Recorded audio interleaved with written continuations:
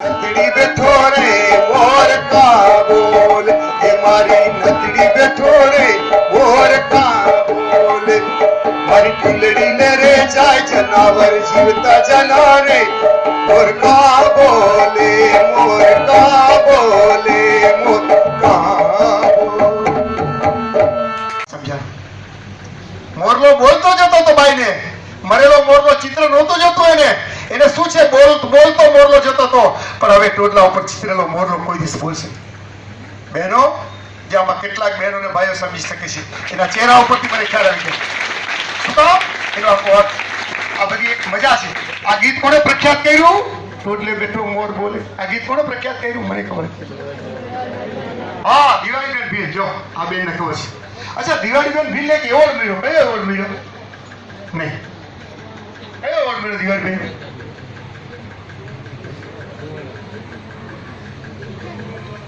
हाँ, पद्मश्री. ये चांदाने पछवाड़े सूरज के दी उगसे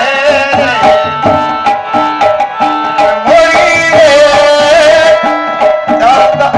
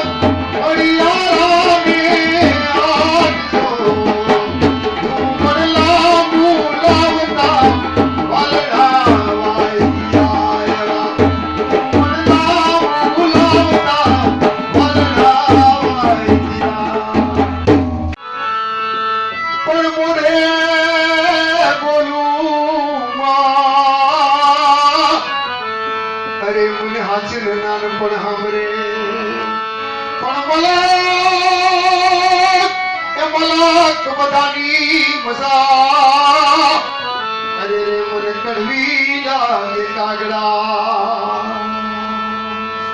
પણ મોટા કરીને તેમાં અરે એમને તારા ખોડાથી અડગા કર્યા પણ તારો ખોડો ખુંદવા એ એમને બાળક કરીને કાગડા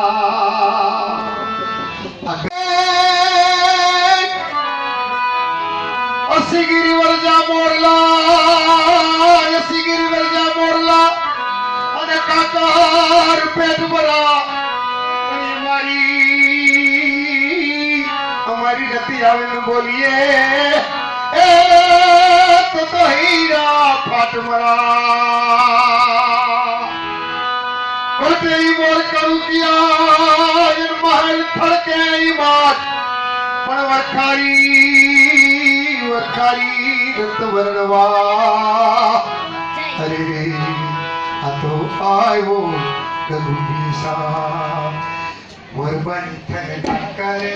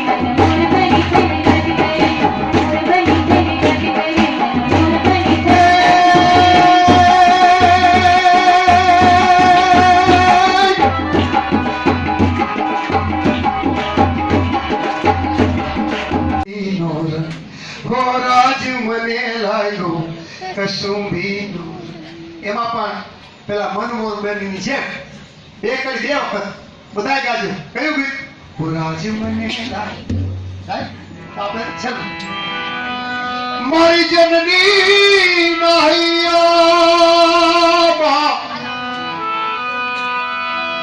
મારી જનની નહિયા પોડતા પોડતા મે પીધો કશું વીનો રંગ એવા દોરા ધાવડ કેરી દાનાએ પામો કશું વીનો ઓ રાજ મને લાગ્યો ઓ રાજ મને લાગ્યો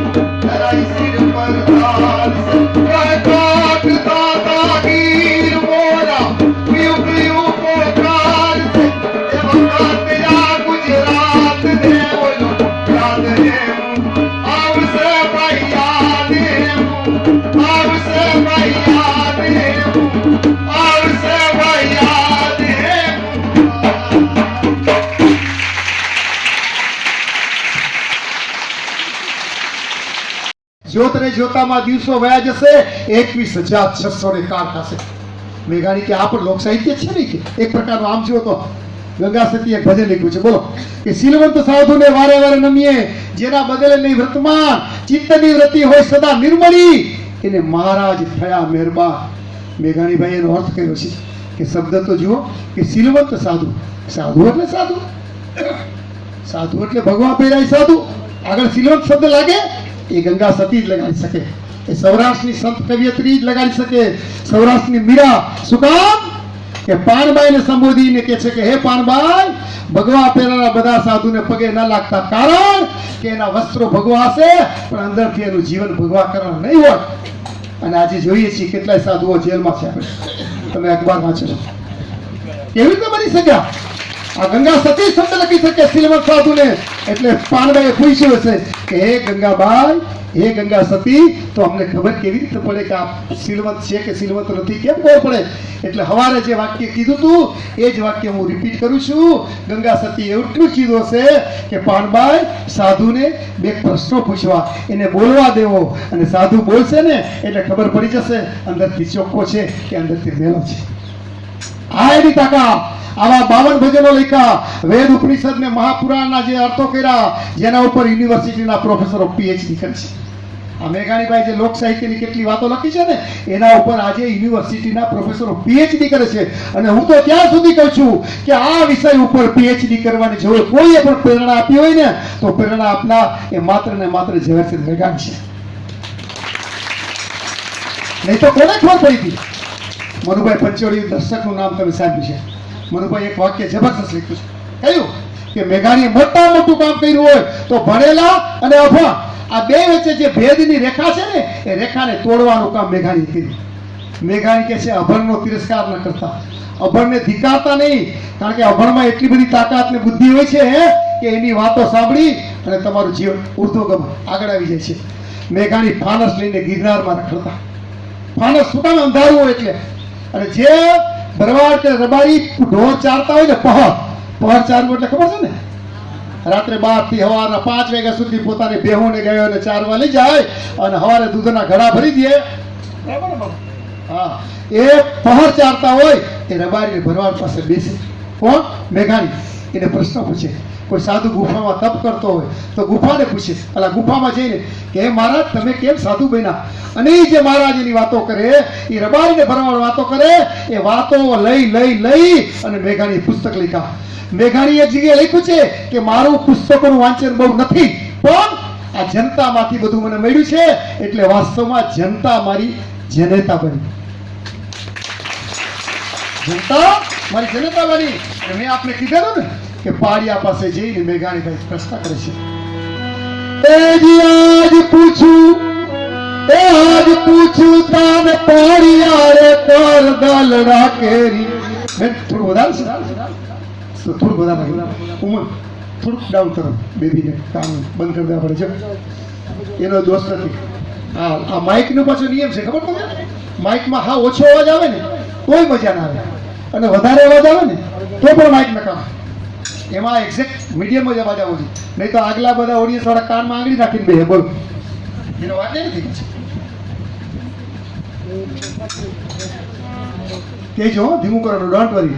આ કઈ પ્રોગ્રામ જેવું છે નહીં. હું તો એક આનંદ કરવા આવ્યો છું તમારી વચ્ચે કેટલું જાણવા, અને મને જે કંઈક થોડું ઘણું મેઘાણી વિશે મેં થોડું વાંચ્યું છે એ બધું કહેવા માટે. તો મેઘાણી પાડિયાને પૂછે છે, આજ પૂછું એ પાડિયા રે કર દલડા કેરી વાત રે, કર દલડા કેરી વાત. પાદર બાત થોડાનો સિંદૂરથી તું કેમ રંગાનો, પાદરથી તું કેમ થોડાનો સિંદૂરથી તું કેમ રંગાનો.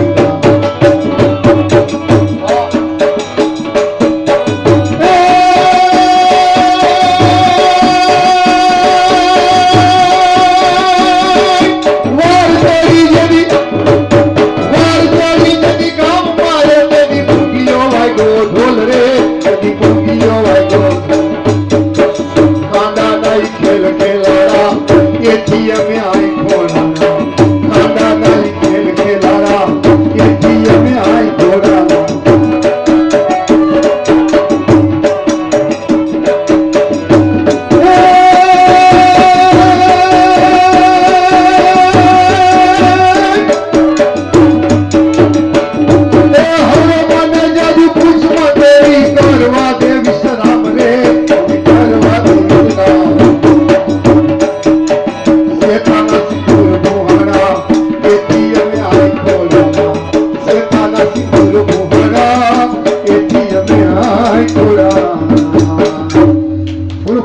એ કવિ હવે મને જાજુ પૂછમાં અમને વિશ્રામ કરવા દે.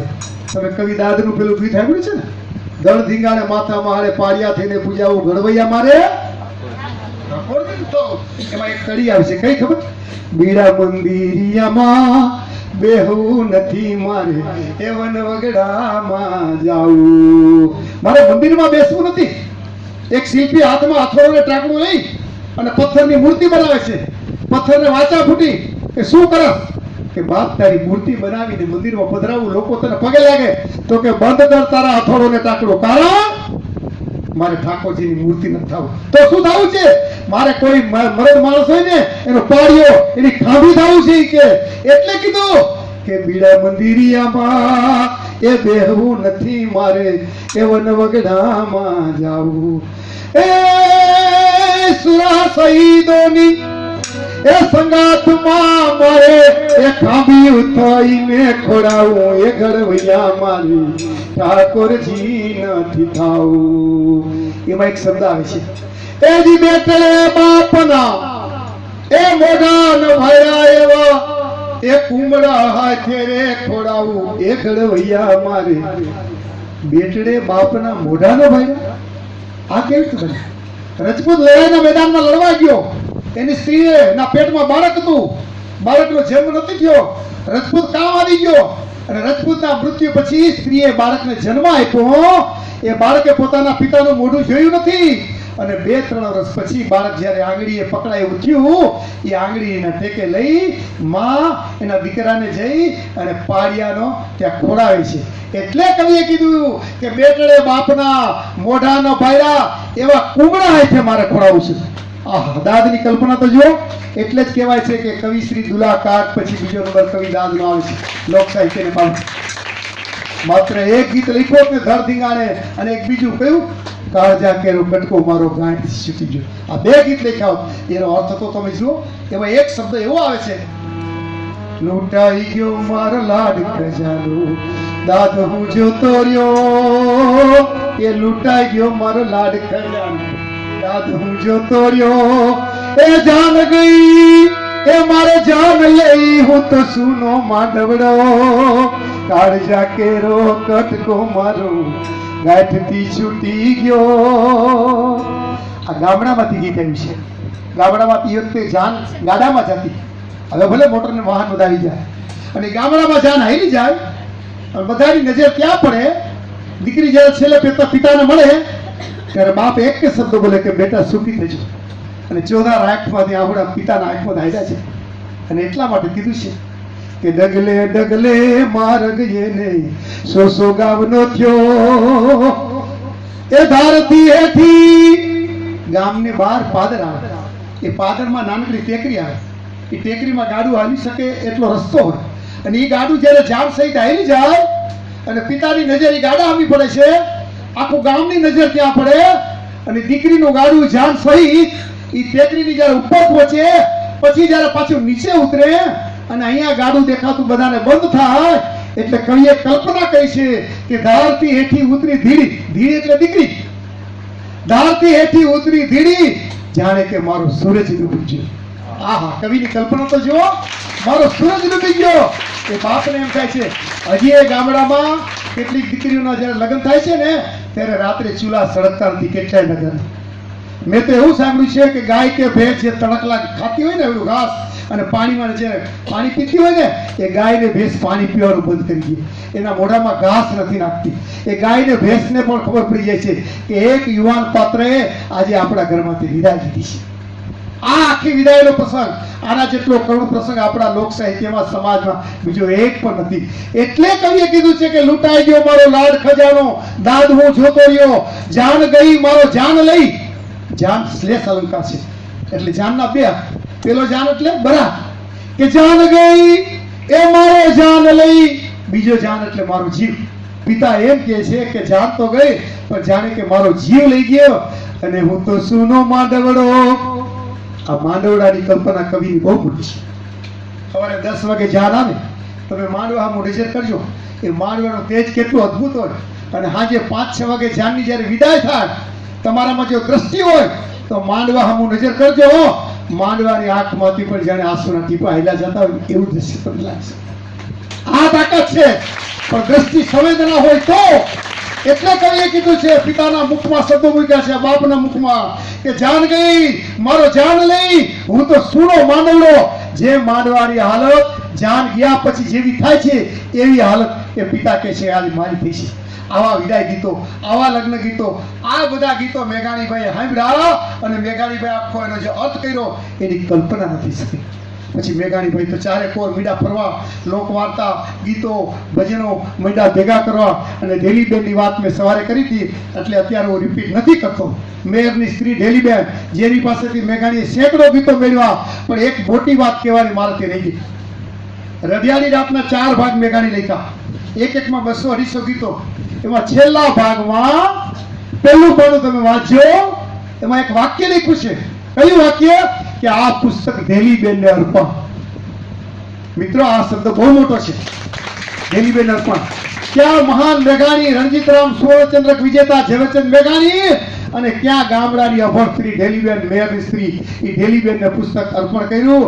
તમે કલ્પના કરી શકો કે મેઘાણીએ અભણ લોકોની તાકાતના દર્શન કર્યા એટલા કોઈ નથી કર્યા. એટલે ગાંધીજીએ એક જગ્યાએ કીધું છે. શું કીધું ગાંધીજીએ? કે ગામડાની લોક સંસ્કૃતિ અને લોકજીવનનો અભ્યાસ જેટલો ઝવેરચંદ મેઘાણીનો છે ને એટલો કોઈ નથી. આ ગાંધીજીના શબ્દો છે. અને એના કરતા મોટી વાત તો એ છે કે મેઘાણી જ્યારે લોકગીતો ભેગા કરવા નીકળ્યા ને ત્યારે લોકોએ ટીકા કરી, મેઘાણી રહેવા દે, બાપ તું ખોટી જગ્યાએ છો, આ સાચો માર્ગ નથી, આ ગામડાના ગીતો છે એને ગાવા દો, એ ભલે નાચે, આમાં કાંઈ છે નહીં. પણ મેઘાણીએ કીધું કે જગતના ચોકમાં એક દિવસ આ ગાજી ઉઠશે. મેઘાણીના એક માસાજી હતા. માસાજી એટલે મેઘાણીના પ્રથમ પત્ની દમયંતી બેન, એના માસા, એનું નામ શિવલાલ ગોસડિયા. બરાબર છે, બરાબર છે. શિવલાલ ગોસડિયા અંગ્રેજ પ્રકારના અમલદાર હતા, અંગ્રેજ ટાઈમ. મેઘાણી થેલો લઈ જેતપુર ગયા માસાજીને. માસાજી નમસ્તે, આવો આવો ઝવેરચંદ, શું કામ છે? કે લોકગીતો ભેગા કરવા નીકળો છો? સારું સારું, કઈ તને ગમે કઈ રીતે? પછી એક લોકગીત ગાવું છે. એ કે આય નહીં, પાછળ કોળી વાસ છે, હરિજન વાસ છે, ભંગી વાસ છે, રબારી વાસ છે, ભરવાડ વાસ છે, ન્યા જા, અહીંયા લોકગીત નહીં. મેઘાણી કે માસાજી એક બે કડી ખાલી ગાવા દો. જોયો માણસ કરગરે છે. અને એક કાનજી ધરમસિંહ નામના એક કવિ થઈ ગયા 1900 ની આસપાસમાં, એને તો બીતા બીતા લોકગીતો ભેગા કર્યા હતા. તમે જુઓ ગામડાના લોકગીતો શહેરના લોકો સ્વીકારતા નહીં. પછી મેઘાણીએ એક ગીત ગાયું. કયું ગીત ગાયું? એ જ ગીત તમને સંભળાવું છું. સોનલા વાટકડી રૂપલા ના બેડલું ને, સોનલા વાટકડી રૂપલા કાંગસડી બાલુડો જોગી, હા નાવા બેઠો કરતી. એને એક કરી સાંભળજો. સોનલા એ વાટકડી રૂપલા કાંગસડી અને બાલુડો જોગી નાવા બેઠો રે ભરત.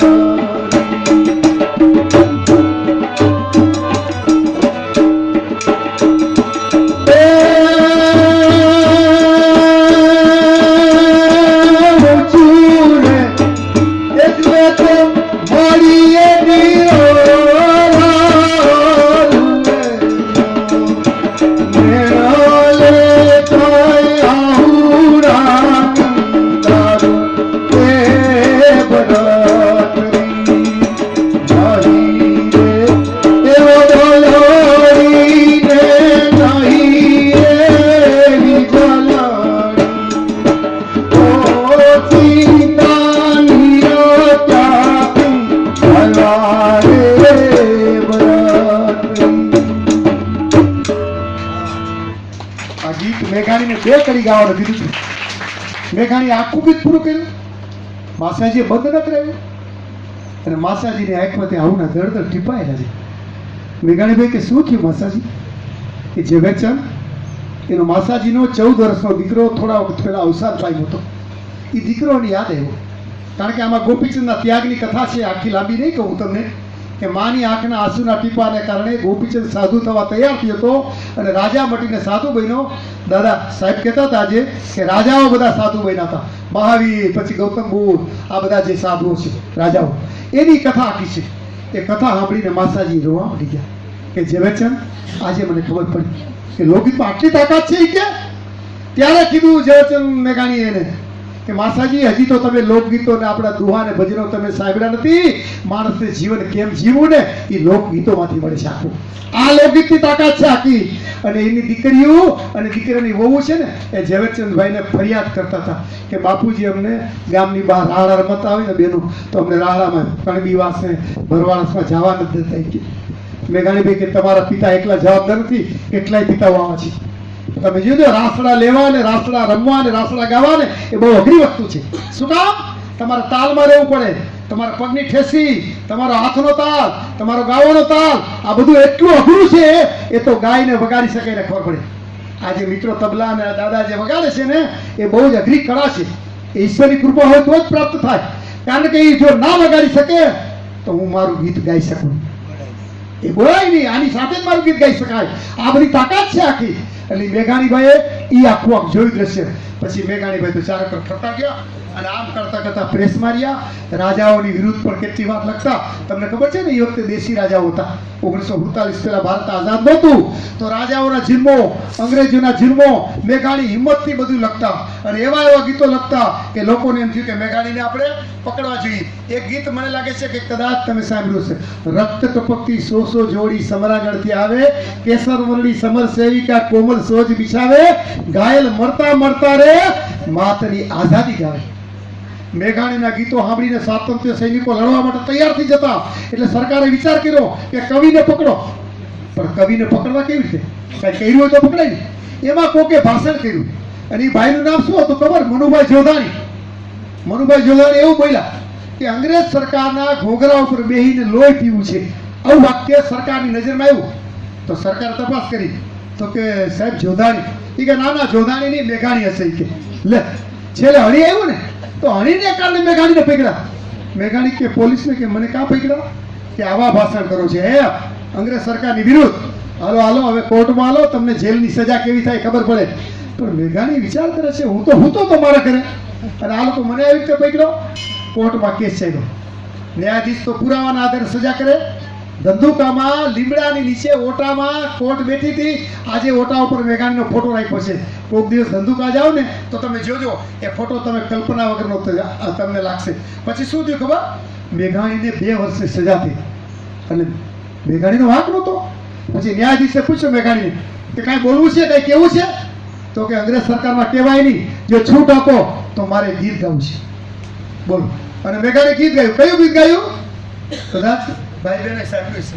હજારો વર્ષની જૂની અમારી વેદનાઓ, કલેજા ચીરતી કંપાવતી અંભય કથાઓ, મરેલાના રુધિર અને જીવતાના આંસુડાઓ, સમર્પણ એ સહુ પ્યારા કદમ હે પ્રભુ તને. આવું મેઘાણી ગીત ગાયું. હું ખાલી એક લાઈન તમને સાંભળું છું. હજારો વર્ષની જૂની અમારી વેદનાઓ, કલેજા ચીરતી કંપાવતી અંભય કથાઓ, મરેલાના રુધિરને જીવતાના આંસુડાઓ, સમર્પણ એ સહુ પ્યારા કદમ. આવું મેઘાણી ગીત ગાયું. બધાની આંખમાં આંસુના ટીપા પીડ્યા. એ વખતે મેઘાણીના પત્ની હાજર હતા, દમયંતીબેન. એમના માતા ધોળીબા પણ ત્યાં હાજર હતા અને મેઘાણીને જેલમાં લઈ ગયા. ગાંધીજીએ કાગળ લખ્યો બોલો વાઇસરોયને કે અમારો કવિ નિર્દોષ છે અને જેલમાં કેમ પૂર્યા? અને મેઘાણી 10 મહિને છૂટી ગયા. જો કે છૂટવાનું કારણ અલગ હતું, પણ ગાંધીજી જેવા મહાન માણસ કવિ માટે કાગળ લખે એ મોટી વાત છે. અને બીજી વાત તમે યાદ રાખજો, એ વખતે સૌરાષ્ટ્રમાં 3 મહાન પુરુષો હતા. પેલા 3 એ ખબર? એક મહાત્મા ગાંધીજી, બીજા સરદાર વલ્લભભાઈ પટેલ અને ત્રીજું નામ ઝવેરચંદ કાલિદાસ મેઘાણીનું હતું. આટલી તાકાત મેઘાણીની હતી. આ મેઘાણી આખું કર્યું. એટલે મેઘાણીએ આપણા જે લોક સાહિત્ય, આપણા જે લોકગીતો, આપણા દુહા, એની તાકાતના દર્શન કરેવા. દુહાની તમે એક જ મિનિટમાં વાત કરી દઉં. દુહાની વાત તમે જાણશો તો તમને નવાઈ લાગશે કે દુહાની આટલી તાકાત હોય, કેમ તો હોઈ શકે.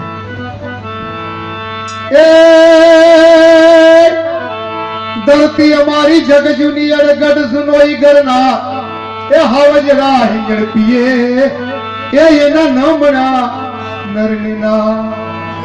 થોડો ઈકો છો, થોડો ઈકો છો. ભાવનગરના મહારાજા શિકારે નીકળ્યા. સસલાની પાછળ હતા. સસલું ઝાડીમાં આવી ગયું જંગલમાં. દરબારે ઘોડા ઉભા રાખ્યા. એમાં એક ભરવાડ માલધારી ત્યાં ભેહું ચારતો હતો કે માલધારીને કે અહીંયા આવતો. માલધારને ખબર પડી ગઈ આ ભાવનગરનો રાજા કે બાપુ શું છે કે સસલાની પાછળ અમે શિકારે નીકળ્યા છે, પણ સસલું હવે આમ ગયું કે આમ ગયું અરે મને ખબર ના પડી. તો કે બાપુ મને ખબર છે કે. તો કે ક્યાં ગયું કે બાપુ દુહો બોલું. દુહો નહીં, મારે સસલું ક્યાં ગયું જાણવું છે.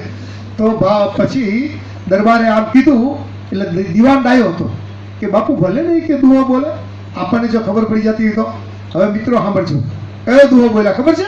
પેલો અભો માલધારી કે પાપ કરતા પાછો વળ, પાપ કરતા પાછો વળ અને ધર્મ કરતો ધા એ વજા માર્ગ બે છે.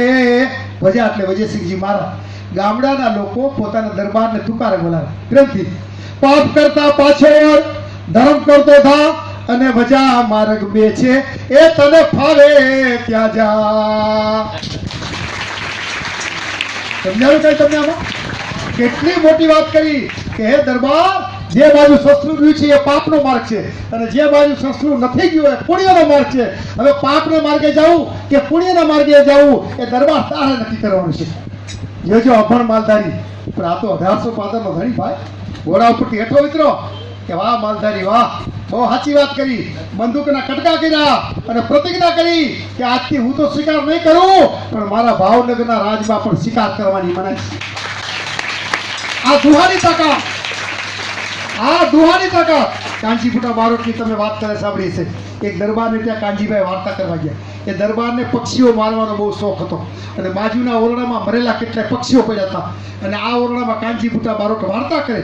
એમાં વાર્તામાં એક પ્રસંગ આવ્યો કે એક હરણી જેના પેટમાં બાળક હતું, બચ્ચું હતું, એ હરણીને પારાદીએ જ્યારે માર્યું અને હરણીએ જે શિષ્કારો કર્યો, એક કોરથી બાળક મરેલું નીકળ્યું અને એક કોરથી હરણી પોતે મરી ગઈ.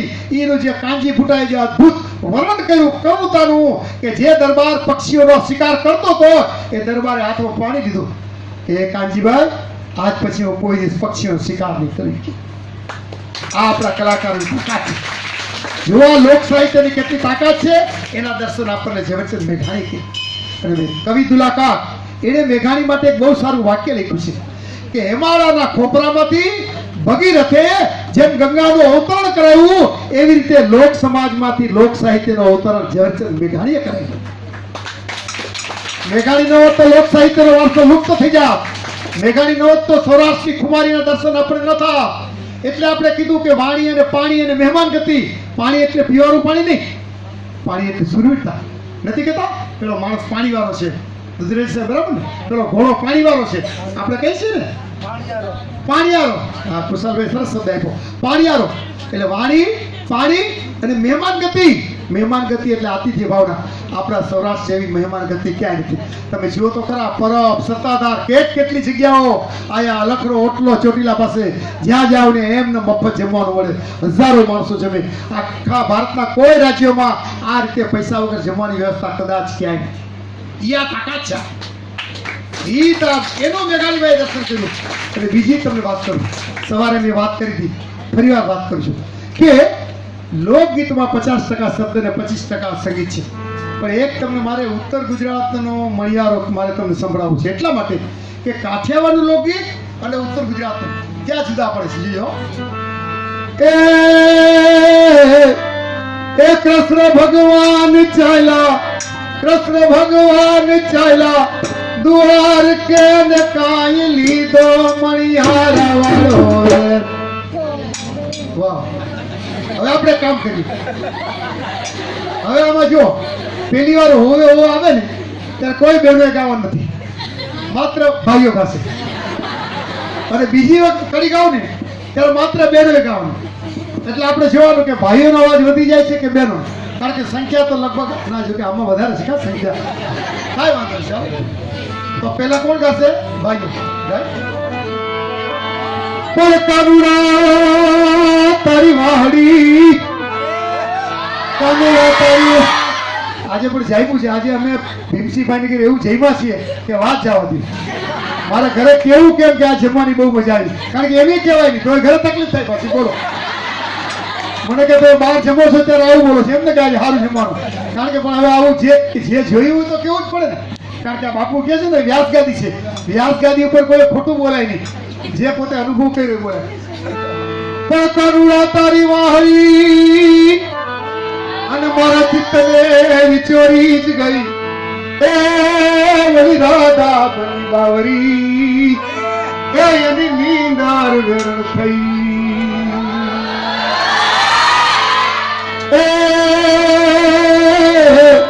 એ કૃષ્ણ ભગવાન ચાલ્યા, કૃષ્ણ ભગવાન ચાલ્યા, કૃષ્ણ ભગવાન ચાલ્યા દુઆર કે ને કાઈ લીધો મણિહારા વાળો.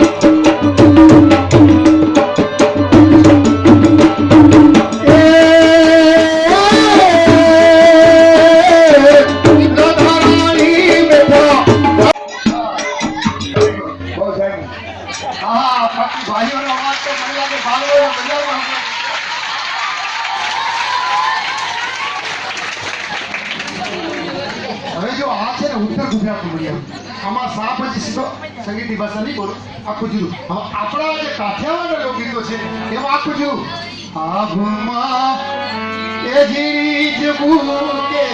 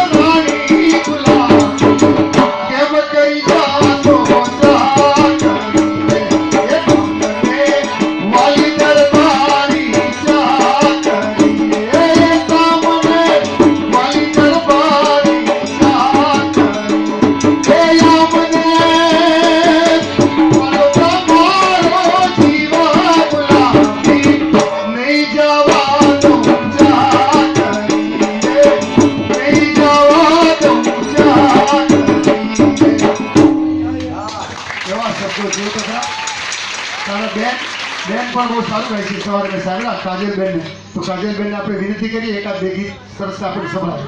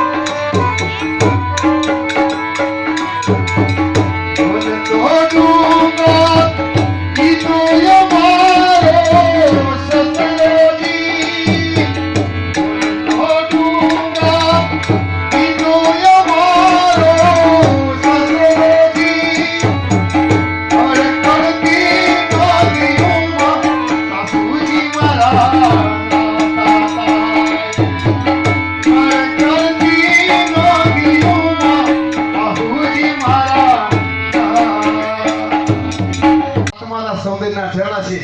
આવું કેમ બોલી શકાય કે લોકગીતો માત્ર શબ્દના ઝુલકણા નથી, પણ લોકગીતમાં જબરજસ્ત તાકાત છે. આનો અર્થ ગોતવો જોઈએ આપણે. એટલે મેં બોલ્યો કે આજ કોઈક અનુભવી માણસ દ્વારા પરાણ સાહેબ જેવી કોઈ વ્યક્તિ મળી મને કે આજે સપનામાં મેં તો ડોળતો ડુંગર દીધો. એક દીકરી જેના લગ્ન નથી થયા, કારણ કે એને સપનામાં સસરો આવ્યો. જો એ પરણી ગઈ હોત તો સપનામાં કેવી રીતે આવે? તો એ સસરા ભેગી રહેતી હોય. એટલે કુંવારી કન્યાને આ ગીત એના સપનામાં આવ્યું, એટલે સપનામાં એના સસરા આવ્યા, એટલે કીધું કે આજે સપનામાં મેં તો ડોળતો ડુંગર દીધો જો, અને ડોળતો ડુંગર ઈ તો અમારો સસરો. ડુંગર એટલે કડક, તાકાતવાન, ધૈર્યવાન, હિંમતવાન. ડુંગરની આ સ્થિરતા, તાકાત. ડોળતો એટલે જે સસરો પાછો મૂંજી જેવો ન હોય, જેને અંગ્રેજીમાં ફ્લેક્સિબલ કહેવાય, કે જ્યાં જરૂર પડે તો વિચારોમાં ફેરફાર પણ કરે. તમામ કન્યાઓ એવું ઈચ્છતી હોય કે મારો સસરો 5માં પૂછાય. આ તો હવે સમય ફરી ગયો છે. હમણાં અમારી એક ભાઈની એક દીકરીને લગ્ન કરવા હતા, તો એ કેવું ઘર ગોતતા હતા ખબર છે? એ કે અહીંયા સાસુ ન હોય, સસરો ન હોય એવું ઘર ગોતવું લઈ. એલા પણ તમારે દીકરો છે, તમારા દીકરાની તમે બહુ ગોતવા જશો તો એ લોકો આવો વિચાર કરશો તો તમારી શું હાલત થશે? પણ લોકો આવું વિચારતા નથી. આ જોજો નવી સંસ્કૃતિ ફરી ગઈ શાખી, પણ જૂની સંસ્કૃતિ આવશે. અને આવું ઘર કેટલા ગોતે? શું કામ? એની દીકરીને કામ ન કરવું પડે છે. પણ જોવો એક દુહો છે કે સાસુ વિનાનું સાસરું, હળદર વિનાની કઢી, અને દુહા વિનાનો ડાયરો, અને મહંત વિનાની મઢી. આ કોઈ હાલે? જે ઘરમાં સાસુ ન હોય ને એ ઘરની શોભા ખલાસ થઈ જાય. સાસુ બેઠા હોય એટલે એને શું કહે? માછી કહેવાય છે. હા, નાનકડું હોય ને ખાટલા જેવું, એની ઉપર બેઠા હોય, એની સાસુનો જે આખો પ્રભાવ હોય, એ આખું તેજ, એની કેટલી કેળવણીને સંસ્કાર એ વહુને મળે એ તો સમજે તો ખબર પડે. એટલે કીધું હું કે ડોળતો ડુંગર એવો સસરો જોઈએ મારે, તાકાતવાળો ખરો, પણ પાછી બીજી કરી એવી આવી કે ખડખડતી નદીઓમાં હાઉજી મારા નાતા તા. ત્યારે નડતો હતો ને, લોકો નદીએ કપડા જોવા જાય, કપડા ધોઈને ન્યા નાઈ ગઈ, એટલે સાસુજી ખડખડતી નદીઓમાં નાતા હતા. હવે જોજો આમાં એક શબ્દ આવે છે બહુ. કયો શબ્દ? ખડખડતી. ખાલી નદી નહીં, ખડખડતી એટલે જે ઝરણું ખડખડતું આવી જાય, જે ઝરણું નદી ખડખડતી આવી જાય, એમાં એક પ્રકારનું સંગીત પેદા થાય. એવું એ સંગીત તમારામાં સમજવાની શક્તિ હોય તો જ ખબર પડે. જે નદીમાં સંગીત આવેલું જતું હોય, સંભળાતું હોય, એ ખડખડતી નદીમાં મારા સાસુજી નાતા હતા. આવું ઈ કન્યાએ ઈ ગીત ગાયું. એનો અર્થ એ કે સંગીત એટલે સાસુ અને સસરાનું સંગીતમય જીવન હોય ત્યાં જ દીકરોને બહુ સુખી થઈ શકે. આ બહુ લોકોની વચ્ચે ફરીને આ ગીતો મેં અર્થ કર્યો છે. મેં કીધું કોઈ એમ કહેતા નહીં કે આ ગીતો છે ને બધા ખોટા છે. ગીતની એક તાકાત છે આપણે લોકગીતોની, કોઈ ના કહી શકે, અને વાસ્તવમાં છે. અને કોઈ જૂઠું ખોટું ન કહી શકે કે જ્યાં સાસુ ને સસરો 24 કલાક બાંધતા હોય ત્યાં દીકરોને હોય કોઈ સુખની આશા રાખવી. એટલા માટે કવિએ કલ્પના કરી. મને ભાઈ પૂછ્યું, બોલો, મને કે તમે આ બધી લોકગીતોની આટલી વાતો કરો છો, તો લોકગીતો બને કેવી રીતે? આ કોણ લખે? મેં કીધું લોકગીતના લખનારા કોણ છે એ કોઈને ખબર નથી. એના હાથમાં એને કાગળ કે પેન લીધા છે એ ખબર નથી. રચનારા કોણ છે એ ખબર નથી. અને લોકગીતોના સુરો નરસિંહ મહેતા અને પ્રેમાનંદના સમય કરતા પણ કેટલો જૂનો કાળ વિંધીને સુરો હૈરાન છે. આ લોકગીતના આખા સુરો આજે કોઈને ખબર નથી. બહેનો તમે સાંભળજો.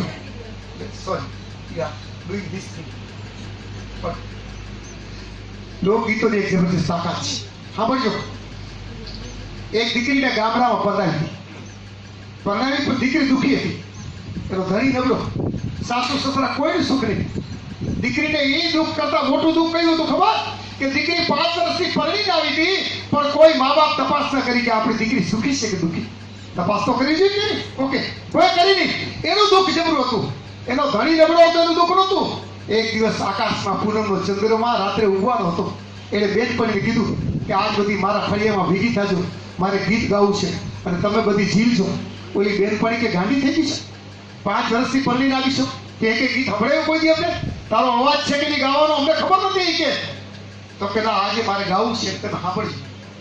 ભાઈ બહેનો, જે દીકરી અભણ બાએ ગીત ગાયું એના દુઃખનું એ ગીત તમે સાંભળજો. એ ગીત આજે લોકગીત બની ગયું અને મારા તમારા જેવા કલાકારો સેંકડો વર્ષ ત્યાં ગીત ગાય છે. કયું ગીત? ઝીલણ તારા પાણી, એ ઝીલણ તારા પાણી, મારી મન ઝેર ઝેર લાગે.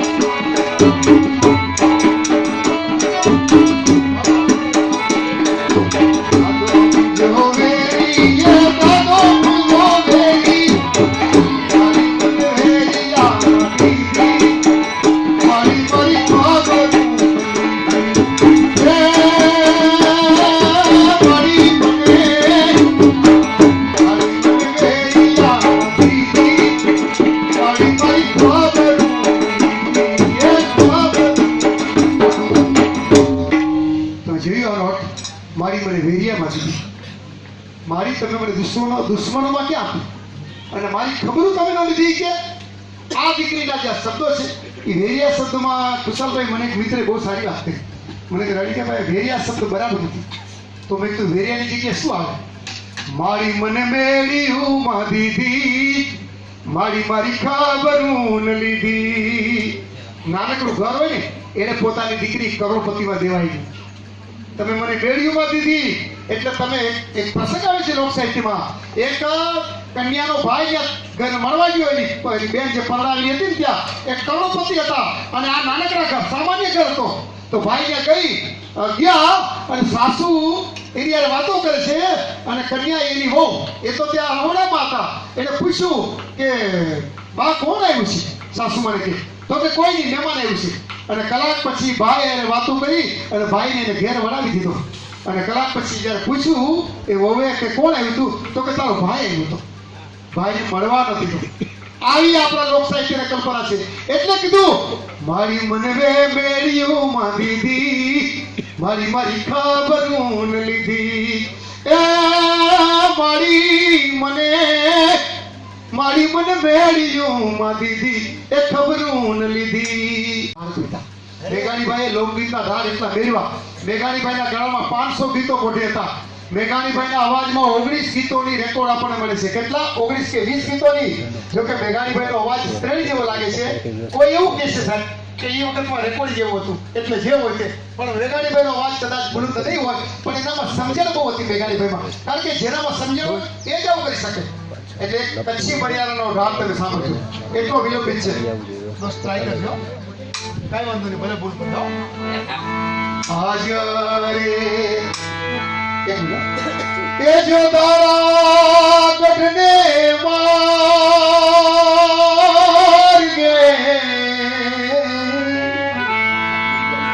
ગોળી જાઉં છું રે મણિયારા તારી.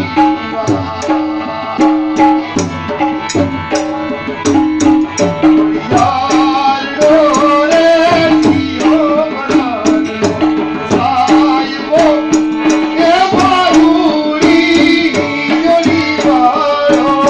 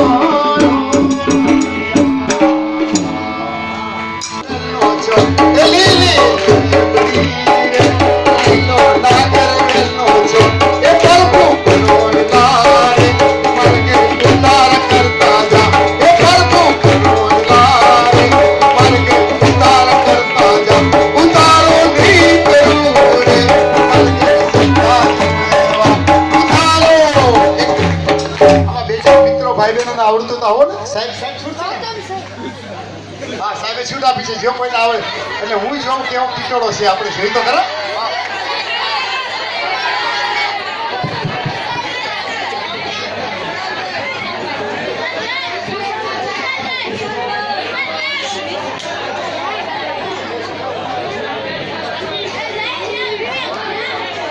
કાંઈ વાંધો નહીં.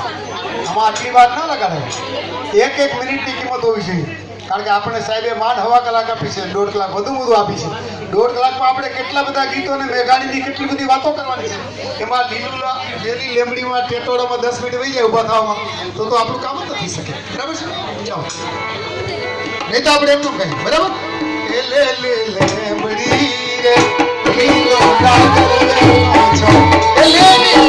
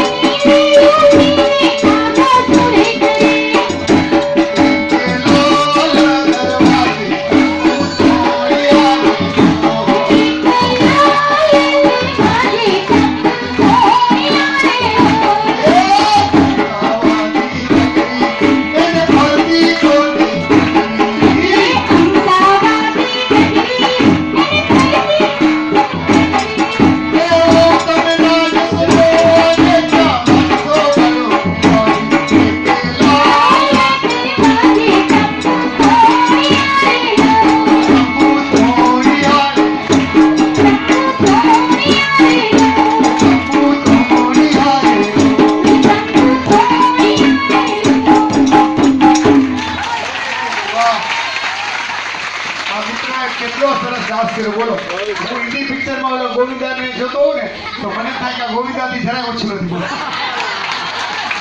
એટલો છે ગોવિંદા મુંબઈમાં છે એટલે લાખો રૂપિયા કમાય છે પણ આ બાળક પણ જો આમ એની કલાને ડેવલપ કરે તો સંભવ છે એ પણ 10 લાખ રૂપિયા કમાઈ શકે અત્યારે તો હારું બેતા આવડે તો પૈસા મળે એવું છે બોલો આપણો સમય ફરી ગયો એનીવે બહુ વાત કર્યો તમે. હવે મારે 5 મિનિટ મેઘાણીભાઈનું દરિયાના ખેડૂ વિશે થોડીક વાત કરીશ. મેઘાણીભાઈ દરિયાના કાંઠે આવીને ધુલાકા રખડતા. મેઘાણી હાંભળ્યા અને મેઘાણીને એમ થયું કે આ દરિયાની માછીમારની ગરીબ બાઈ પોતાના બાળકને જે હિંચકાવે છે, તૂટેલું એનું છાપરું ઉપર જે કાણા છે એમાંથી તારાનો પ્રકાશ આવે છે, એ બાળકના મોઢા ઉપર જાય છે. એ મેઘાણી દ્રશ્ય જોયું અને મેઘાણી ધુલાકારને કીધું કે દુલાભાઈ, મને એમ છે કે હું એક ગીત આના ઉપર લખું તો. દુલાભાઈ કે લખો અને સાંભળજો તમે એનો ઢાળ, એના શબ્દો. આમનો હાસ્ય જોઈને મને આજ બહુ આનંદ આવી ગયો. બોલો, આ કુદરતી હાસ્ય છે. વાહ. હે ઓ દરિયો રે ડોલે હે મજા એ રાત હે ઓ દરિયો રે ડોલે હે મજા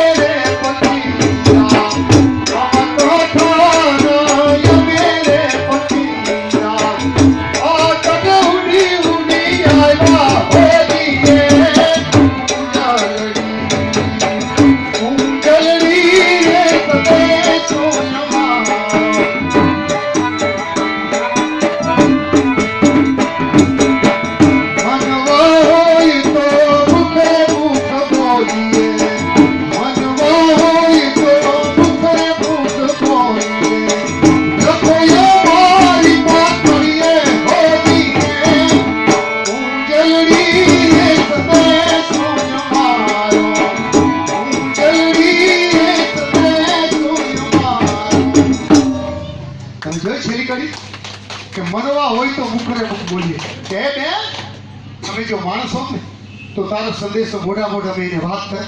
તું જેને આ સંદેશો મોકલશે પણ આપણે માણસ નથી, અમે તો પક્ષી છીએ. અમને ભગવાને બોલવાનો આઈપોડથી વાણી નથી આપી. એટલે તારે જે કહેવું છે તારો સંદેશો મારી પાક ઉપર લખી નાખ અને હું એના ખોળામાં જઈને બેસી અને એ સંદેશો વાંચી લ્યો. મિત્રો, એક ઊંચી વાત થોડીક લાગશે તમને, પણ તમે સાંભળજો. આમાં 11મા ધોરણને કદાચ તો પડે કે કાલિદાસ એના સંસ્કૃતના શ્લોક કરતા પણ લોકગીતની માત્રા વધારે છે. સંસ્કૃતના શ્લોક કરતા લોકગીતની માત્રા વધારે છે. કઈ રીતે? તમે મને લાગે શાકુંતલાનું નામ સાંભળ્યું છે? શાકુંતલા નાટક બરાબર છે. દુષ્યંત રાજા ફરી વખત જ્યારે કણવ ઋષિના આશ્રમ પાસેથી પસાર થયા ત્યારે એની પત્ની શકુંતલા એના બાળકને જન્મ આપ્યો. શકુંતલાનો ત્યાગ કર્યો છે.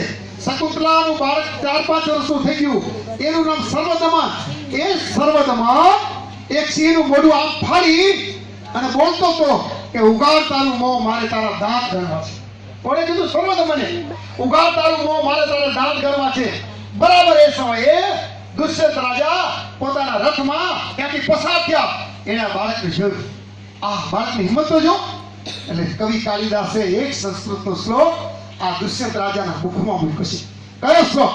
કે ધન્ય છે એ માત પિતા, ધન્ય છે એ માત પિતા કે જેની ચરણ રથથી જે માત પિતાના વસ્ત્રો મલિન થાય છે. આ બાળક માતા પિતા એ ધન્યવાદ છે, કારણ કે આના ચરણની રજથી એના વસ્ત્રો મા બાપના મલિન એટલે મેલા થાય છે. પણ ભાઈઓ અને બહેનો, તમને નવાઈ લાગશે, આ સંસ્કૃતના શ્લોકની માત્રા કરતા આપણા લોકગીતની માત્રા વધુ છે. કઈ રીતે? પેલું ગીત તમે સાંભળ્યું છે, લીપો ગુઈપુને મારું આંગણું, ઘોડાનો ખૂંદના દ્યોને રાંધણમાં, વાંજિયા મેળા માતા ધોયલા, ધોયો દફોયો મારો હાડલો, છેડાનો જાલના દ્યોને રાંધણમાં, વાંજિયા મેળા માતા ધોયલા. સાંભળ્યું તમે? ઘોડાનો ખૂંદના. માત્ર ચરણ રથથી વસ્ત્રો મલિન થવા નહીં, પણ મેં ગમે એટલા સુંદર વસ્ત્રો પહેર્યા હોય, માં કહે છે કે બાળક આવી ધૂળમાં રમી અને મારા વસ્ત્રો, મારા ઘોડો આખો ખૂંદી નાખે અને મારા વસ્ત્રો મલિન કરી નાખે ને તો પણ મારા બાળક તરફનું હેત ઓછું નથી થતું. આની કલ્પના જાગતી. માત્ર ચરણ રથ નહીં, એટલા માટે કહેવાય છે કે સંસ્કૃતના શ્લોક કરતા પણ આપણા લોકગીતની માત્રા વધુ છે. મારે આપણે ત્યાં લઈ જવા છે, કારણ કે આ મેઘાની કથા છે. અને મેં આપણે શરૂઆતમાં વાત કરી હતી કે છેલ્લા 8 વર્ષથી મેઘાની કથા કરવાનું મારું પ્રયોજન એટલું છે કે મેઘાની ગીતોના કાર્યક્રમમાં જ્યાં જુઓ ત્યાં મરમોર બની ઠંગાટ કરે ને કસુરનો રંગ કે આવા શિવાજીને હલેલું એ ગીત છે. વાસ્તવમાં મેઘાણીની આપણને ખબર નથી, કારણ કે મેઘાણી એટલું કામ કર્યું છે. નહીં તો આખી દુનિયામાં કોઈ ગુજરાતી એવો નહીં હોય કે જેને મેઘાણીનું નામ નિશાન હોય, આખી દુનિયામાં. અને આજે મેઘાણીની પુણ્યતિથિ છે. આ દુનિયાની હજારો જગ્યામાં આજે પ્રોગ્રામો છે. માત્ર આપણી આ જે સંસ્થા છે ને પુરુષાર્થ સંકુલ, એક સંસ્થામાં નહીં, આવી હજારો સંસ્થા આખા જગતની, એમાં મેઘાણીના પ્રોગ્રામ હશે. અને મેઘાણી જીવા કેટલું? માત્ર 50 વર્ષ. 50 વર્ષ તો આમ જો તો કાંઈ ન કહેવાય. પ્રૌઢાવસ્થા પણ માં આવી આવી, વૃદ્ધાવસ્થા તો આવી જ નહીં. 25 વર્ષે કામ ચાલુ કર્યું, 25 વર્ષ બીજા કામ કર્યા, 100 જેટલા પુસ્તકો લખ્યા, 10,000 પાના લખ્યા. રોજના મેઘાણી 10 કલાક સુધી લખતા.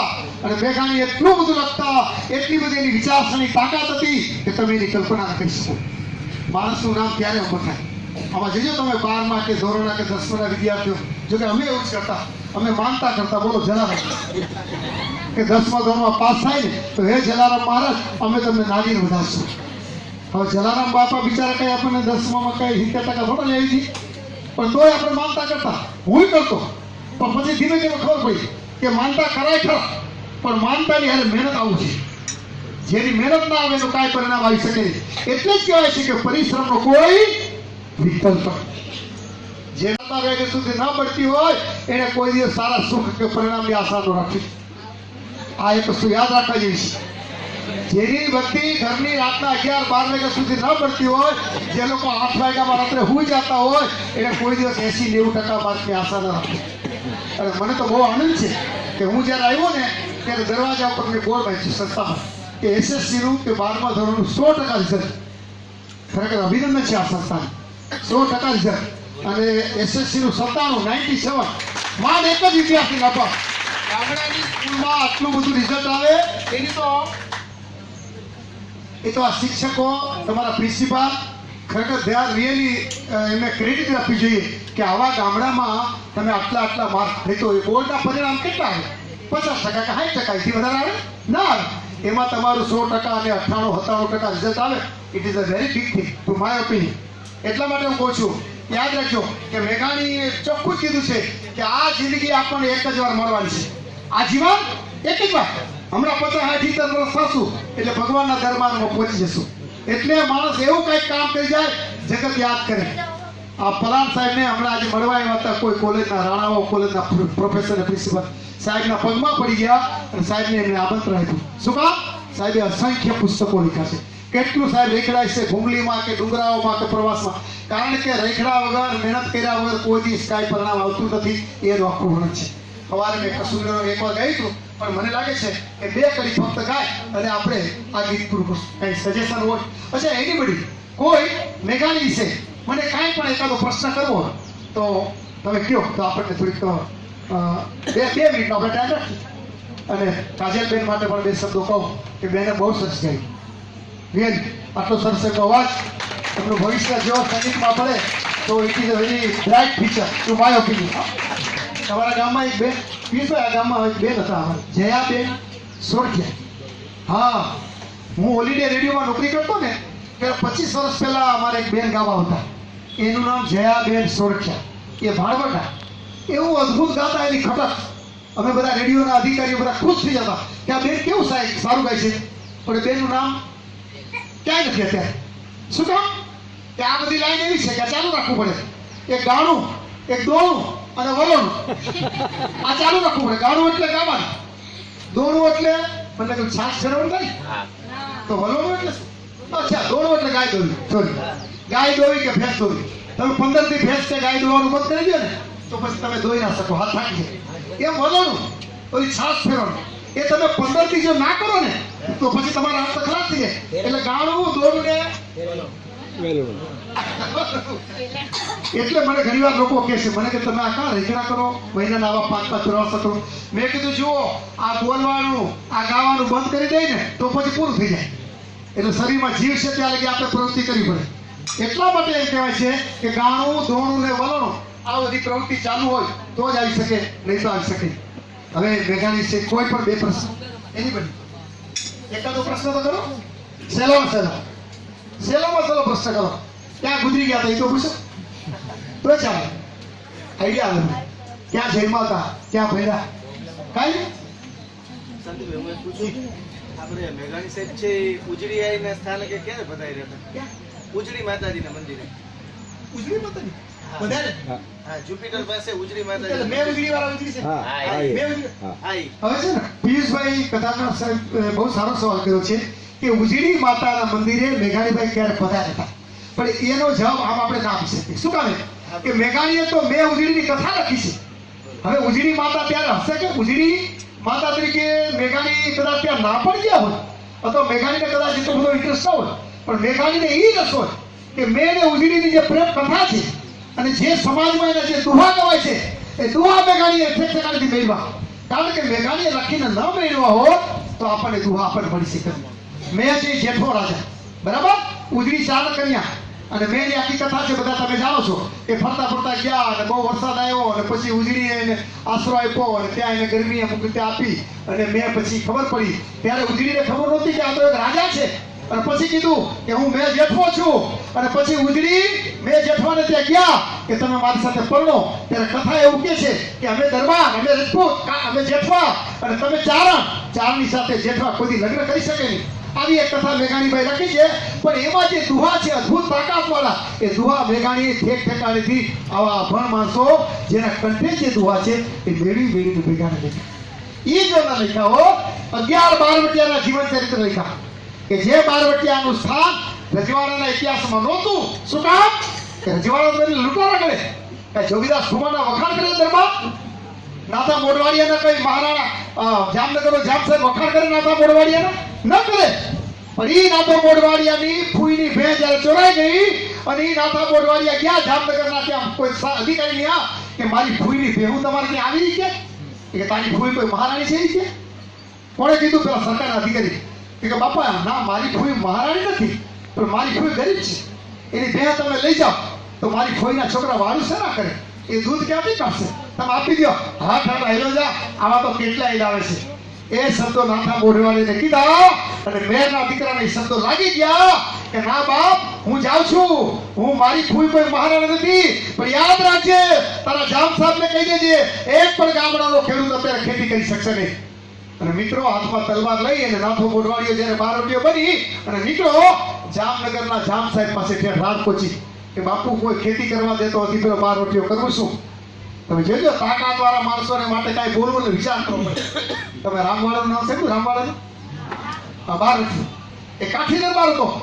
રામવાળાના પિતાની જમીન લઈ લીધી ત્યારે કોઈ અમલદારે રામવાળો ગયો કે સાહેબ મારા બાપાની જમીન તમે લઈ લીધી? એ કે હા લઈ લીધી. પણ તમે આ જમીન લીધી તો હવે અમે ખાવું શું કે ખાવું કેવા છો કે કાઠી છો ને કાઠી તો લૂંટ કરે બાપ દાદાનો તો જાઓ લૂંટ કરો કે કાઠીને આવું કેવું લૂંટ કરવું સામાન્ય માણસે તમે ન કહી શકો એની જગ્યાએ તમે કાઠીને આવું કહો તો પરિણામ શું આવે રામવાળો કે યાદ રાખજો હવે બાપુ સાહેબ હવે અમે લૂંટ કરશું અને એ રામવાળો બહાર મૂકી છે આજે રામવાળીની સમાજ રામવાળાની ઓલી ખાબી ક્યાં છે ત્યાં બિલફાથી આગળ 7 કિલોમીટર જંગલમાં જ્યાં બોરીઓ ગાળો કહેવાય છે ત્યાં મરણ હતો આજ પણ કાઠી લોકો ત્યાં કહું બોપાવા જાય છે અને ત્યાં હાથ જોડે છે યાદ રાખજો બારવટી એમને નથી બનતા કોઈ માણસ તમારા સમાન ઉપર ઘા કરીને માણસ બારવટીઓ બને બારવટીઓ એટલે બે શબ્દો છે બહાર અને વટીઓ બહાર એટલે આઉટ વટીઓ એટલે રસ્તો બહારનો રસ્તો અંગ્રેજીમાં એને આઉટ લોસ કહેવાય લો એટલે કાયદો આઉટ એટલે બહાર કાયદાની બહાર બારવટી એટલે કોઈ કાયદો લાગવો પડે બારવટીઓ ગમે એને મારી નાખે ધારતો શું કામ એને અન્યાય થયો છે અન્યાયનો સામનો કરવાને માટે એ બારવટી છે અને બીજો અર્થ અમારા કેટલાક મિત્રો એવું કરે છે કે 12 એટલે 1 2 12 કા 12 વટ નથી કહેતા વેર અને વટ ને ખાનદાની માટે લોકો જીવી ગયા એ વટ 12 કે પાણોને ઓશિકા કરીને હું સાધુને લૂંટવાની બ્રાહ્મણ પૂજારી સ્ત્રીઓ બહેનો એના ઉપર હાથ ન નાખો આવા એના પ્રતિજ્ઞાઓ હોય છે આ એની તાકાત આવા 11 બારવટિયા જે જમીનમાં ધરબાઈને પડ્યા હતા એને મેઘાણી 12 પાસ કાઢ્યા નહીં તો લોકો ઓળખતો એટલે તો દુહો કહેવાય છે કે સુતાજી સંસારમાં જેની સોડું તે તાણી વેદુ જીવાડા વાણિયા કઈક મળદા મેઘાણી હે મેઘાણી જે હુઈ ગયા હતા કબરની અંદર એની સોડું તાણી અને તે ઉઠાડ્યા કે બાપ ઉઠો એક બીજી વાત તમને 2 મિનિટમાં કરી દો કે મેઘાણીની કલમનો આટલો પ્રતાપ કેમ છે મેઘાણી જાતે જગ્યાએ જાતે ત્યાં લોકો રહેતા એને મળતા એને પૂછતા કે ભાઈ તમે આના વિશે કઈ જાણો છો એટલે એ લોકો કહેતા તમે જોજો જ્યાં સુધી તમે જગ્યા ન જુઓ ને ત્યાં સુધી જગ્યા વિશે તમે બોલી ન શકો એટલા માટે હું પણ ઘણી જગ્યાએ જાતે જોવા જાઉં છું જેથી આપણા બોલવામાં થોડો ઘણો કંઈક શું કહેવાય પ્રભાવ હોઈ શકે કાંજીભૂટા બારોટની વાર્તા તમે સમજો કાંજીભૂટા બારોટની વાર્તાનું છેલ્લું વાક્ય એવું છે કે આ જગ્યા હું જોયાયું છું આ રેડિયો પર આ વાક્ય આવે પછી મેં કાંજીભાઈને પૂછ્યું મેં કીધું તો કાંજીભાઈ તમે વાર્તામાં દર વખતે આવું બોલો છો એ જગ્યા હું જોયાયું છું આનો અર્થ શું કાંજીભાઈ મને જે જવાબ આપ્યો ને એ સાંભળવા જેવો છે કાંજીભાઈ મને કે રાણીયાભાઈ એક વાત સાંભળો જ્યાં સુધી તમે જગ્યા જુઓ નહીં ને ત્યાં સુધી જગ્યાની સત્ય વસ્તુ તમે કોઈને જાણી શકો નહીં એટલે તો પલાર સાહેબે આજ વાત કરી અમે કે હું જગ્યા જોયા પછી એનું જે વર્ણન છે આખું અલગ હોય અને જગ્યા જોયા પહેલાનું વર્ણન છે ને એ આખું અલગ હોય એટલા માટે હું કહું છું કે મેઘાણીએ જ્યાં બારવટિયાની સમાધિ લીધી હોય એના જીવ દીધા હોય જ્યાં ધીંગાણા થયા હોય એ વાસ્તવમાં ખરા તીર્થસ્થાનો છે ભલે આપણે મંદિરો આ ધર્મસ્થાનો એ તીર્થસ્થાન છે આપણે ટીકા નથી કરતા મેઘાણીએ એક જગ્યાએ લખ્યું છે કે મેઘાણી સંતોની સમાધિ કરતા પાળિયાને વધારે માન આપતા સંતોની સમાધિ કરતા મેઘાણી પાળિયાને વધારે માન આપતા આમાં સમાધિ સંતોની ટીકા નથી પણ પાળિયાને વધારે માન આપ્યું છે એ મહત્વ છે એટલે કહેવાય છે મને કાંજીભાઈ કીધું કે જગ્યા જોયા પછી એનો પ્રભાવ અલગ એટલે મેઘાણીએ 100 જેટલા પુસ્તકો આપ્યા મેઘાણીના ગીતો આજની તારીખે આપણે ગાઈ છીએ અને અમૃતલાલ શેઠ મેઘાણીના માલિક તંત્રી છાપાના એને કીધું છે એ વખતે કે સૌથી વધારે વંચાતો જો કોઈ કવિ હોય તો ઝવેરચંદ મેઘાણી સૌથી વધારે વંચાતો કવિ મેઘાણીની સૌરાષ્ટ્રી રસધારના 5 ભાગ તમે વાંચી જાઓ મેં સવારે વાત કરી હતી એ વ્યક્તિનું જીવન આખું બદલાય છે કારણ કે એમાં વેર વટ વચન ખાનદાની કુમારી દાદારી પ્રેમ લાગણી આની એટલી અદ્ભુત વાતો મેઘાણીભાઈ લખી છે એની શૈલીમાં કે માણસનું જીવન આખું થઈ જાય એને નબળા માણસો ગમે નહીં એ તેજસ્વી માણસો હારે જ વાત કરી શકે એનો પ્રભાવ જુદો હોય એ ક્યાંય રજૂઆત કરતો પડે એની આખી તાકાત પડે એનું શું કારણ કે સૌરાષ્ટ્રની રસધા 125 વાર્તા રજવાડાની વાર્તા અને સાચી વાર્તા માત્ર શૈલી મેઘાણીની છે વાર્તા એ જ છે અને છેલ્લે 2 કરી આપણે પ્રશ્ન મારી જનની નાહિયામાં પોઢંતા પીધો કશુંબીનો એવા દોડા એ ધોળા ધાવણ કેરી ધારાએ પાકો બધા ભેગા બોલશો શું બોલશો હો રાજ મને લાગ્યું કશુંબી હો રાજ મને લાગ્યું કશુંબી મારી જનની ના હૈયામાં ભોજનતા લોક સુખી નોરા લોક સુખી નોરા એવા તોરા દામન કેરી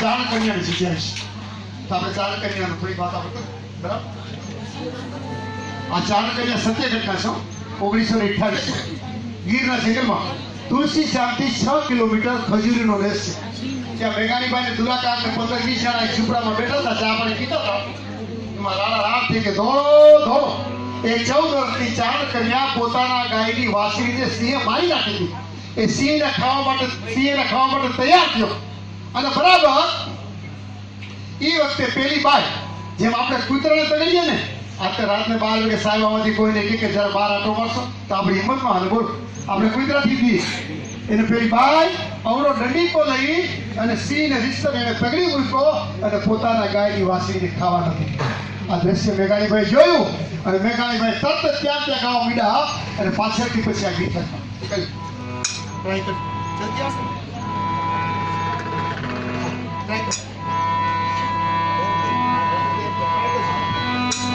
સાવજી કરજે હાવજી કરજે હાવજી કરજે સાવજી કરજે મંગાવત મોરા જાગજે મીઠાનો કરજે હરિરાવત મોરી કરજે કોપાળી માથે નો કરજે કોપાળી માથે કાકા કરજે કાકા કરજે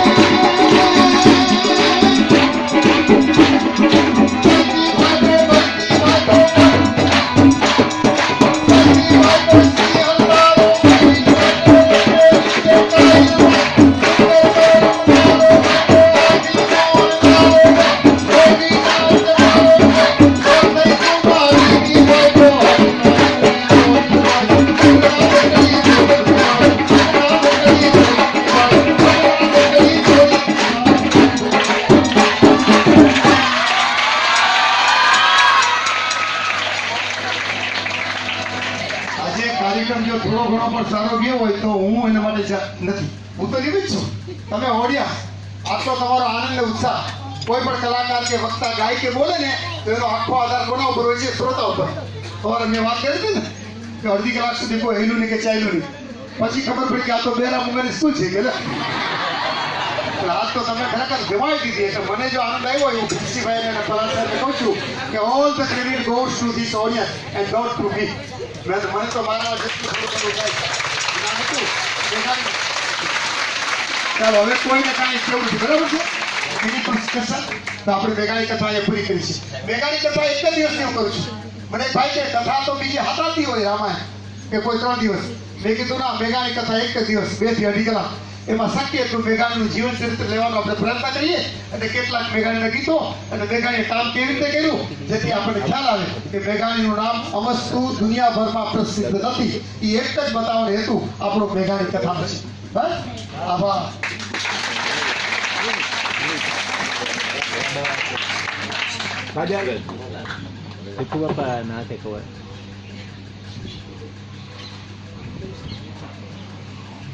મેઘાણી કથાના કથાકાર એવા રાણીકા સાહેબને ફરીથી જોરદાર તાળીઓથી વધાવીએ. હવે તો આગળ હું કંઈ પણ કહું શબ્દ ફીકા જ લાગે છે અને લાગવાના છે, કંઈ ગમવાનું પણ નથી. હવે હું ગુરુજીને વિનંતી કરું કે શાળા પરિવાર વતી નાનકડી ભેટ છે રાણીકા સાહેબને આપે અને આપણે ભેટને તાળીઓથી વધાવીએ.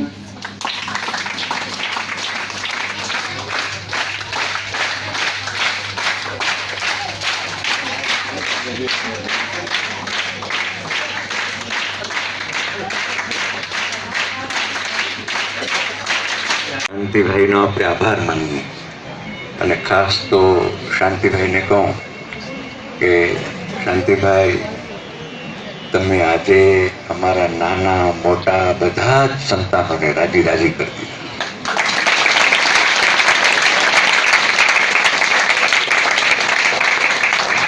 એમાં આપણી દીકરીઓએ અને આપણી દીકરી કાજલે વચમાં જે સૂર પુરાવ્યો એ આપણા મગજમાંથી ખસે નહીં એવું છે. ખૂબ ખૂબ આભાર શાંતિલાલભાઈ. કૌશિકભાઈએ સાચું કીધું કે લોક સાહિત્યમાં કેટલી તાકાત છે. એ માત્ર મનોરંજનની વસ્તુ નથી પણ ચારિત્ર ઘડતર છે. તારે આંગણે કોઈ તારું આંગળું પૂછીને આવે તો એને આવકારો આપજે. આપણને એમ લાગે કે આ 4:30 વાગે તો માત્ર મેઘાણી ઉપર જ બોલવાના છે અને આપણે કહેશું કે કાંઈ વાંધો કલાક 1.5 કલાક આપનું ઘર છે, આપ અહીંયા અવતારો.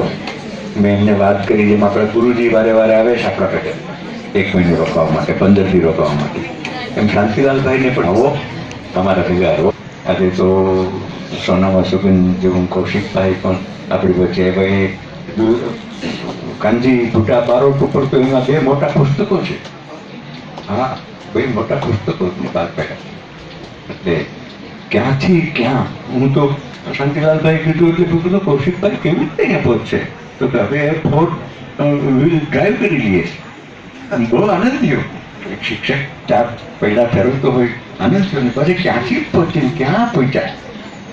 બહુ જ સરસ કૌશિકભાઈ, અમારી સાથે રહો, સાંજ સુધી રહો, પછી વાત પછી.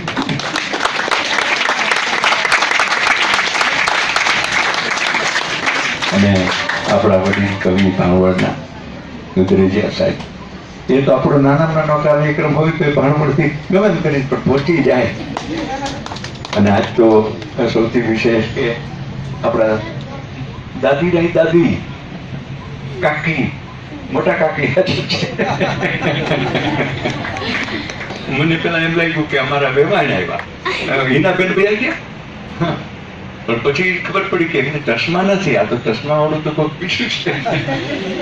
એટલે ભીમસિંહભાઈ ઓળખાણ આપી કે બાપા ના કાકા ને અરે અમારે આંગણે આજે આવ્યા તો કે તમે તો ઘણી વાર આવતા હશો પણ આ કાર્યક્રમમાં તમને પહેલી વાર જોવા. તમારી મા અને અમારો બાપો તો હાજર હોય. બીજા પણ વડીલો છે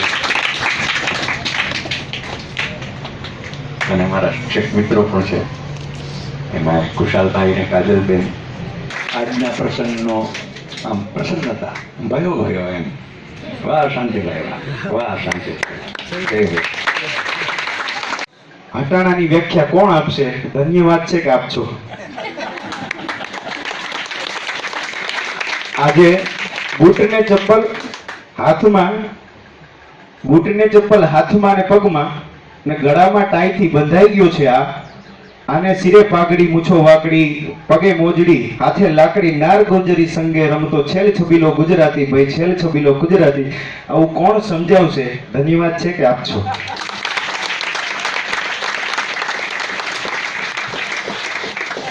અમારે તો અહીં નક્કી કરેલા સવાલોના નક્કી કરેલા જવાબો, નક્કી કરેલા ગુણ ને નક્કી કરેલું ભવિષ્ય. આને કોણ સમજાવશે કે જિંદગી સવાલ નથી, જવાબ છે? ધન્યવાદ છે કે આપશો? આ તો વોટ્સએપમાં અને સ્નેપચેટમાં ફસાઈ ગયો છે. આને પરબીડી અને ટપાલની વ્યાખ્યા કોણ આપશે? ધન્યવાદ છે કે આપશો? સાહેબ અંતે કહું છું કે આપ એકલા નથી. આ તો થઈ પેલા આની વાત. સાહેબ અંતે કહું છું કે આપ એકલા નથી. આ તો થઈ પેલા આની વાત. સંસ્કૃતિ આપણા બધાની સંસ્કૃતિનું કોણ? નિરાશ ન થશો, આનંદ રાખજો. ધન્યવાદ છે. આપ પણ છો ને અમે પણ છીએ.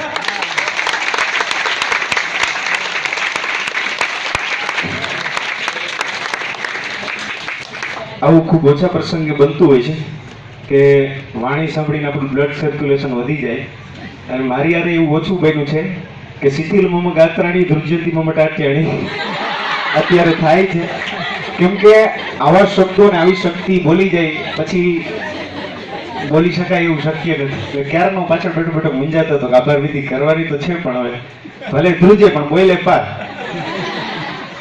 એટલે અંતે સાહેબશ્રીને, તમામ મહેમાનોને, વિદ્યાર્થી ભાઈઓ બહેનો, વાલી ભાઈઓ બહેનો, સાંજીમાં, રામસી બાપા, માજી, ભૂપતભાઈ, તમામ શિક્ષક ભાઈઓ બહેનો અને સર્વ જળચેતન જેને આ કાર્યક્રમને સુભગ સમન્વય બનાવવા માટે પ્રયત્ન આપ્યો છે એમનો હું હૃદયપૂર્વક આભાર વ્યક્ત કરું છું.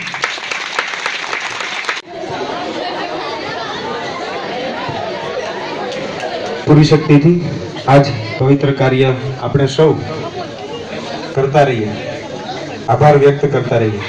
શબ્દો ટૂંકા પડે ત્યારે ઉર્જાથી વ્યક્ત કરતા રહીએ. એ માટે કરચરણ કૃતમ વા કાયજમ કરવજમ વા શ્રવણ નયન જમ વા માનસમ વા પરાધમ વિહિતમ વિહિતમ વા સર્વમેતત્સમસ્વમ જય જય કરુણાબ્દે શ્રી મહાદેવ શંભો નમઃ પાર્વતી હરિ હર